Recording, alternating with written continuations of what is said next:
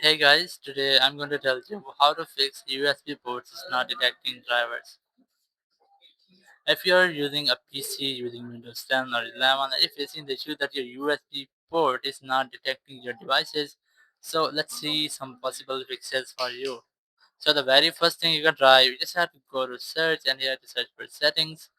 So in settings, you have to go to Windows Update and you just have to make sure that your Windows is up to date. You haven't any pending update for your Windows. If you find, just try to update your Windows from here.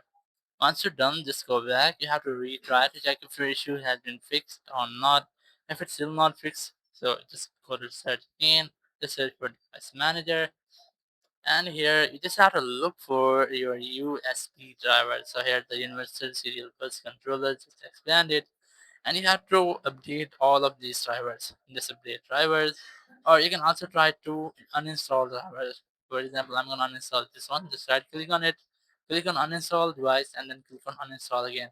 Once you have uninstalled, you have to restart your system quickly as soon as possible. And after restarting, your PC will automatically download and install the latest driver available here. So after uninstallation, you have to restart your PC, and after restarting, you have to retry, and your issue must have to be fixed, and you will not get that issue again. Thank you very much for watching the video. Until next video, bye bye.